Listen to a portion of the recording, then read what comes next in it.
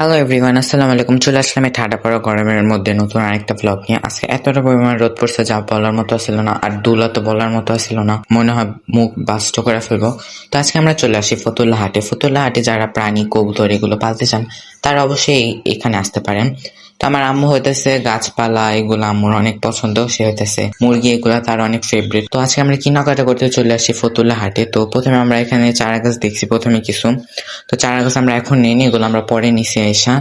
আজকের ওয়েদারটা জোসে ছিল, বাট রোদে একদম মাথা মুথা পুরা অবস্থা খারাপ হয়ে যেতেছিল, আর আমার তো মাঝখান দিয়ে ফোনই আটকে গেছিল। তো ফাইনাল আমরা এই ফতুল্লা হাটের মধ্যে আর কি ঢুকে গেছি। এখানে ঢোকার সাথে সাথে আবারও মানুষ আমার দিকে হা করে তাকাচ্ছিল। আমি বুঝি না মানুষের সমস্যা কি, আমি যদি ব্লগ করা স্টার্ট করি তখন মানুষ আমার দিকে এমন ভাবে তাকায় থাকে।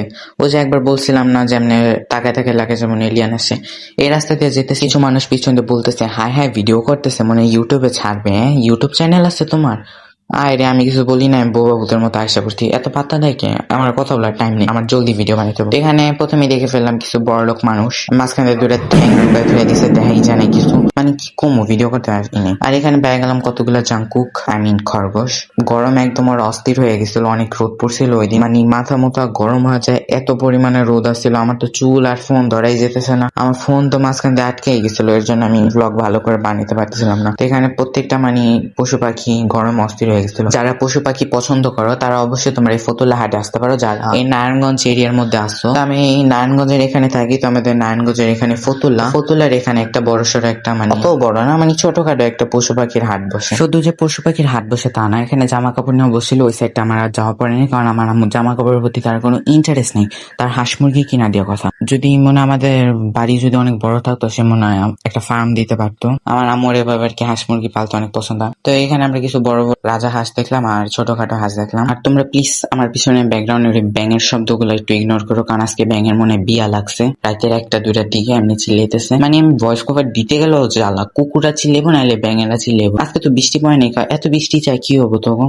এইখানে আম্মু 2টা হাঁস পছন্দ করছিল, যে 2টা ওই আঙ্কেলের হাতে। আমার আম্মু দাম জিজ্ঞাসা, উনি আসা বলে ধইরা দেখেন। আরে ভাই আম্মু দাম জিজ্ঞাসা, আপনি ওনার ধরতে বললে কি আম্মু দাম চেনা যাবো? দেন 2টা হাঁসের দাম বলছে 1200 টাকার মতো। আম্মু কতক্ষণ দাঁড়ায় রয়েছিল। দেন হাঁস 2টার এমনি ফিক্কা মারার কি হলো আমি বুঝলাম না, প্রাণীগুলা কি কোনো মূল্য নাই? আঙ্কেল সরি, আমার কথা যদি কোনো কষ্ট পায় থাকেন তো আমার কিছু করার নেই, বা আমার হাঁসের জন্য কষ্ট লাগছে। আম্মু দামাদামি করে জানি কয় টাকা দিয়ে হাঁসটা নিছিল। তার একটু সামনে যেতেই 4 বান্ধবী পেলাম, বান্ধবী না বন্ধু। আর আমার ভিডিও নষ্ট করতে এক বান্ধব ঢুকে গেছে, পাও 2টা চেগাইতে চেগাইতে, কি বুঝি না।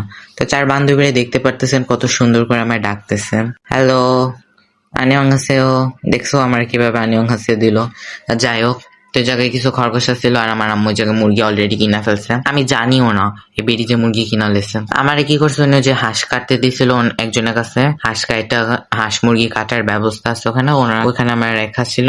তো ফাঁকে উনি কিনা ফেলছে মুরগি, আর আমরা চলে আসা পড়ি। দেন নেক্সট ডে আমরা আবার নেক্সট মঙ্গলবার আসি মুরগির বাচ্চা নিতে। দেখো কত সুন্দর সুন্দর মুরগির বাচ্চা, গায়ে তো মাংস না এক ফোটাও, 2-3 দিন পর জায়গা মুরগা গাই না। তো এখান থেকে আমরা মুরগি নিচ্ছি, আম্মু জায়গায় খাঁচা রেডি করতেছে, উনি খাঁচা টাইনে নিয়েছে মুরগি নিয়ে যাবো ওইটাতে করে। তো আম্মু মুরগি চয়েস করতেছে আর খাঁচা বের করতেছে, তো মুরগি অলরেডি চয়েস করা হয়ে গেছে। দেন এটা ভিতরে ভরা প্ল্যান, যদি মুরগিগুলো অনেক কিউট আসছিল। তো নেক্সট ডে আমার আবার জাঙ্কুকের সাথে দেখা হয়েছে। জাঙ্কুক না, আমি খরগোশের কথা বলতেছি, দেখেন কত কিউট করে ঘুমাইতেছে নাকি তেল দিয়ে। ওটা তো মানে চায়ও তাকায় না, কিউট আসছিল, নিতে চাই, বাট এগুলো আকাম করে ফেলে, তো আমি নিই। আম্মু আমার কাছে মুরগির বাচ্চা ধরাই দিয়েছে, সাথে হাঁসের বাচ্চা ছিল। তো কি আবার ব্যাপার আমার হাত কেটে গেছে, ওইটা মশার আসছিল, ওইটার ভিতরে আবার আলাদা মুরগি আছিল। তো আম্মু এখানে আমার এই গ্যান্ডারির রস খাওয়াইতেছিল। গ্যান্ডারির রসটা মজাই লাগছিল, মিষ্টি, কারণ আমি গরমে অবস্থা খারাপ হয়ে গেছিল। ওনারে সাতটা ছিলাম, খায় না, বলে এখানে কেমনে খায়, যাও সর, খামো না। একবার রেডি হয়েছিল, যা সর, খামো না, সরা, তোরে খাইতে দিচ্ছি তুই খা।